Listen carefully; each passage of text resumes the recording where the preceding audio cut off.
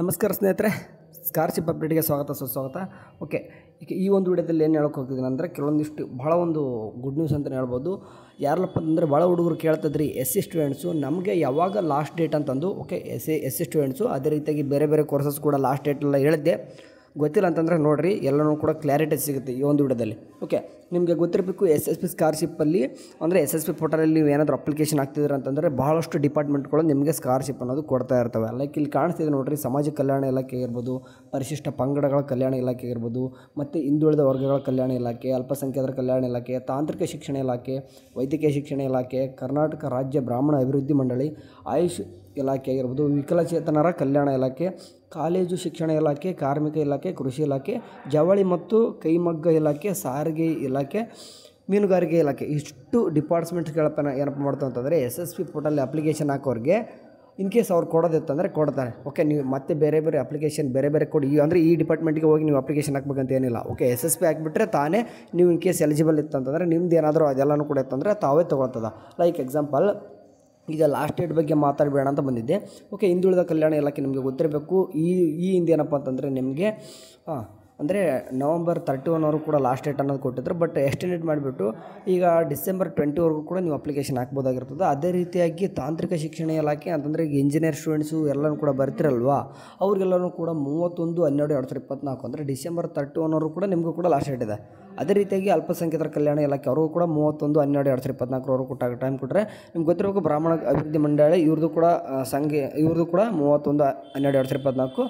But AYUSH ಇಲಾಖೆದನ್ನು ಕೂಡ announcement ಮಾಡಿಲ್ಲ. But ಕಾರ್ಮಿಕ ಇಲಾಖೆ ಅವರು ಕೂಡ 31/12/2024 ಅದ.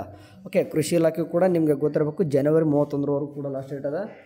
ಓಕೆ, ಇವಾಗ ಈ 1 ಅವರ್ ಮುಂಚೆ ಒಂದು ಅನೌನ್ಸ್ಮೆಂಟ್ ಆಗಿದ್ದು ಸಮಾಜ ಕಲ್ಯಾಣ ಇಲಾಖೆ ಅಂದರೆ ಸೋಷಿಯಲ್ ವೆಲ್ಫೇರ್ ಡಿಪಾರ್ಟ್ಮೆಂಟ್ ಕಡೆಯಿಂದ 25/2/2025 ಅಂತಂದರೆ ಬರೋಬ್ಬರಿ ಫೆಬ್ರವರಿವರೆಗೂ ಕೂಡ ಟೈಮ್ ಕೊಟ್ಬಿಡಾರೆ ನಿಮ್ಗೆ. ಅಂದರೆ ಇಲ್ಲಿವರೆಗೂ ಕೂಡ ಸಮಾಜ ಕಲ್ಯಾಣ ಇಲಾಖೆ ಅವ್ರು ಏನಪ್ಪ ಅಂದ್ರೆ ಲಾಸ್ಟ್ ಡೇಟ್ ಅನ್ನೋದು ಅನೌನ್ಸ್ಮೆಂಟ್ ಮಾಡಿದ್ದಿಲ್ಲ. ಓಕೆ, ಅಂದರೆ ಹುಡುಗರಿಗೆ ಏನಪ್ಪ ಅಂದ್ರೆ ಸ್ವಲ್ಪ ನಿರಾಳ ಅನಿಸುತ್ತೆ. ಅಂತಂದರೆ ಲಾಸ್ಟ್ ಡೇಟ್ ಏನಿತ್ತು ಅಂತಂದರೆ ಈಗ ಬರೀ ಈಗ ಡಿಸೆಂಬರ್ 31 ಕೂಡ ಟೈಮ್ ಕೊಟ್ಟಿದ್ದರು. ಬಟ್ ಯು ಎಸ್ ನಂಬರ್ ಕೆಲವೊಂದಿಷ್ಟು ಹುಡುಗರಿಗೆ ಬರ್ತಾ ಇಲ್ಲ ಅಂತಂದು, ಕೆಲವೊಂದಿಷ್ಟು ನೋ ಯು ಎಸ್ ನಂಬರ್ ಕೊಟ್ಬಿಟ್ಟು ಅಪ್ಲಿಕೇಶನ್ ಆಗ್ತಾ ಇದ್ದಾರೆ ಅಂತಂದೆ. ಬಟ್ ಬರ್ತಾ ಇಲ್ಲ ಅದು. ಓಕೆ, ಬರಲ್ಲ. ಯು ಎಸ್ ನಂಬರ್ ಬೇಕಂದರೆ ಜನವರಿಗೆ ಬರ್ತಂತ ಹೇಳಿದ್ದಾರೆ. ಸೊ ಹಂಗಾಗಿಬಿಟ್ಟು ಆರಾಮ್ಸಿ. ಓಕೆ, ಸಮಾಜ ಕಲ್ಯಾಣ ಇಲಾಖೆ ಅವರಂತರ ಡೇಟ್ ಎಕ್ಸ್ಟೆಂಡೆಡ್ ಮಾಡಿದ್ದಾರೆ ಅಂತಂದರೆ ಆಬ್ವಿಯಸ್ಲಿ ಹಿಂದುಳಿದ ಕಲ್ಯಾಣ ಇಲಾಖೆ ಅವರು ಕೂಡ ಎಕ್ಸ್ಟೆಂಡೆಡ್ ಮಾಡ್ತಾರೆ. ಅಂದರೆ ಫೆಬ್ರವರಿ 25 ಅಂತಂದರೆ ಫೆಬ್ರವರಿ 25 ಕೂಡ ಹಿಂದುಳಿದ ಕಲ್ಯಾಣ ಇಲಾಖೆ ಅವರು ಕೂಡ ಎಕ್ಸ್ಟೆಂಡೆಡ್ ಮಾಡ್ತಾರೆ. ಅದರಲ್ಲಿ ಒಂದು ಮಾತು ಬೇಡ. ಓಕೆ, ಡೇಟ್ ಎಕ್ಸ್ಟೆಂಡ್ ಮಾಡಲೇಬೇಕು. ಓಕೆ, ಸರಿ, ಇದು ಒಂದು ಗುಡ್ ನ್ಯೂಸು. ಯಾಕಂದರೆ ಸ್ವಲ್ಪ ಹುಡುಗರು ಎಸ್ ಸಿ ಸ್ಟೂಡೆಂಟ್ಸ್ಗೆ ಭಾಳ ಗೊಂದಲ ಇತ್ತು, ಯಾವಾಗಪ್ಪ ಲಾಸ್ಟ್ ಡೇಟ್ ಬಿಡ್ತಾರೆ ಅಂತಂದು. ನಾನು ಕೂಡ ಬಿಡ್ತಾರೆ ಸದ್ಯದಲ್ಲಿ ಅಂತಿದ್ದೆ. ಬಟ್ ಇವಾಗ ಫೈನಲಾಗಿ ಅನೌನ್ಸ್ಮೆಂಟ್ ಮಾಡಿದರೆ 25/2/2025. ಬೇಕಾದ್ರೆ ನಿಮಗೆ ಎಸ್ ಎಸ್ ಪಿ ಪೋರ್ಟಲಲ್ಲಿ ತೋರಿಸ್ಬಿಡ್ತೀನಿ ನಿಮಗೆ, ಸುಮ್ಮನೆ ಯಾಕೆ ಹೇಳೋದಂತಂದು. ಸರಿ, ಬರ್ತೀನಿ. Okay, S S P portal ಬರ್ತೀನಿ. ಲಾಸ್ಟ್ ಡೇಟ್ ಅಂತ ಕಾಣಿಸ್ತಿದ್ದಲ್ಲ, ಕ್ಲಿಕ್ ಮಾಡ್ಕೊತೀನಿ. ಓಕೆ, ಕೆಳಗಡೆ ಕಾಣಿಸ್ತಿದೆ ನೋಡಿರಿ, ಸಮಾಜ ಕಲ್ಯಾಣ ಇಲಾಖೆ ಮೆಟ್ರಿಕ್ ನಂತರದ ವಿದ್ಯಾರ್ಥಿ ವೇತನಕ್ಕೆ ಅರ್ಜಿ ಸಲ್ಲಿಸಲು ಕೊನೆಯ ದಿನಾಂಕ 25/2025 ಅಂತ ಇದೆ. ಓಕೆ, ಇನ್ನೊಂದು ಸಾರ್ತಿ ನೋಡ್ಕೊಂಡಿಲ್ಲ ಅಂತಂದ್ರೆ ಅಷ್ಟು ಡಿಪಾರ್ಟ್ಮೆಂಟ್ ನೋಡ್ಕೊಂಡೆ ಅಂದ್ರೆ ನೋಡ್ಕೊಂಬಿಟ್ರಿ, ಕಾಣಿಸ್ತಿದೆ ನೋಡಿರಿ ಅಷ್ಟು ಡಿಪಾರ್ಟ್ಮೆಂಟು ಲಾಸ್ಟ್ ಡೇಟ್ ಕಾಣಿಸ್ತಿದೆ ನಮಗೀಗ.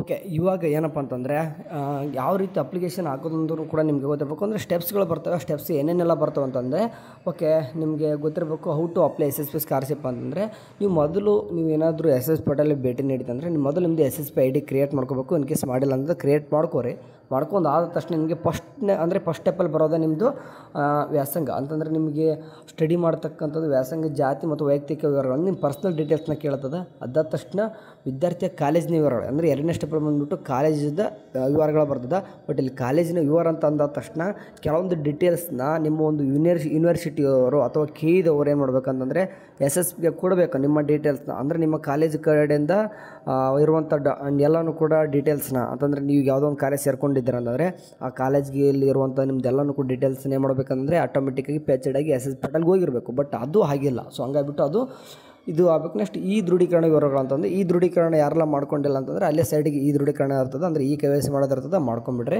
ಅದು ವಸತಿ ನಿಲಯ ಅಂದರೆ ಡೇಸ್ ಕಲರ್ ಅಥವಾ ಸ್ಕಾಲರ್ ಕೇಳ್ತದೆ. ಇನ್ ಕೇಸ್ ಹಾಸ್ಟೆಲ್ ಇತ್ತಂದರೆ ನೀವು ಹಾಸ್ಟೆಲರ್ ಅಂತ ಕೊಡಬೇಕು, ಇಲ್ಲ ಅಂತಂದರೆ ಡೇಸ್ ಕಲರ್. ಅದಾದ ತಕ್ಷಣ ಪೂರ್ವ ವೀಕ್ಷಣೆ ಅಂತಿಮ ಸಲ್ಲಿಕೆ ಅಂದರೆ ಎಲ್ಲನೂ ಕೂಡ ಸರಿ ಇದೆ ಒನ್ ಟೈಮ್ ಮೇಲೆ ನೋಡ್ಕೊಂಡು ಸಬ್ಮಿಟ್ ಅಂತ ಕೊಟ್ಟರೆ ನಿಮ್ಮದು ಅಪ್ಲಿಕೇಶನ್ ಮುಗಿಯುತ್ತೆ. ಅಂತಂದರೆ ಸ್ವಲ್ಪ ಟೈಮ್ ಹಿಡಿಯುತ್ತೆ ಮಾಡೋಕ್ಕೆ. ಸೊ ಕರೆಕ್ಟಾಗಿ ನೋಡ್ಕೊಂಡು ಹಾಕಬೇಕು. ಬಟ್ ನಿಮಗೆ ಇನ್ನೂ ಕೂಡ ಕೆಲವೊಂದಿಷ್ಟು ಹುಡುಗರು ಯಾರಿಗಪ್ಪ ಅಂದರೆ ಈಗ ಕೆ ಥ್ರೂ ಹೋಗಿದ್ರು ಅಡ್ಮಿಷನ್ ಮಾಡಿಸ್ಕೊಂಡಿದ್ದವ್ರಿಗೆ ಇನ್ನೂ ಕೂಡ ಹಾಕ್ಲಿಕ್ಕೆ ಬರಲ್ಲ. ರಿಮೈನಿಂಗ್ ಬೇರೆ ಬೇರೆ ಕೋರ್ಸಸ್ ಮಾಡಿದವ್ರಿಗೆ ಲೈಕ್ ನಾರ್ಮಲ್ ಡಿಗ್ರಿ ಸ್ಟೂಡೆಂಟ್ಸ್ ಆಗಿರ್ಬೋದು, ಬೇರೆ ಬೇರೆ ಮಾಡಿದವ್ರಿಗೆ ಅಂದರೆ ಡೈರೆಕ್ಟ್ BA BCom BSc ಮಾಡಿದವ್ರಿಗಂತೂ ಆರಾಮ್ಸೆ ನೀವು ಅಪ್ಲಿಕೇಶನ್ ಹಾಕ್ಬೋದು, ಯಾವುದೇ ರೀತಿ ತೊಂದರೆ ಇಲ್ಲ. ಬೇರೆ ಬೇರೆ ಕೋರ್ಸಸ್ ಬಂದರೆ ಹಾಕೋರಿ, ನಿಮಗೇನು ತೊಂದರೆ ಏನಿಲ್ಲ, ಬಂದರೆ ಹಾಕೋರಿ. ಬರದಿತ್ತಂದರೆ ಸ್ವಲ್ಪ ವೇಟ್ ಮಾಡಿರಿ, US ನಂಬರ್ ಕೇಳಿದ್ರೆ ಬರುತ್ತೆ, ಎಲ್ಲರೂ ಕೂಡ ಬರುತ್ತೆ ಅಂಟಿಲ್ ಫೆಬ್ರವರಿ ಲಾಸ್ಟ್ವರೆಗೂ ಕೂಡ ಇದ್ದೇ ಇರ್ತದೆ. ಏನಾದರೂ ಅಪ್ಡೇಟ್ ಬಂದಿರುತ್ತೆ, ಎಲ್ಲರೂ ಚೆನ್ನಾಗಿ ನೋಡ್ತಾರೆ. ಟೇಕ್ ಕೇರ್, ಬಾಯ್.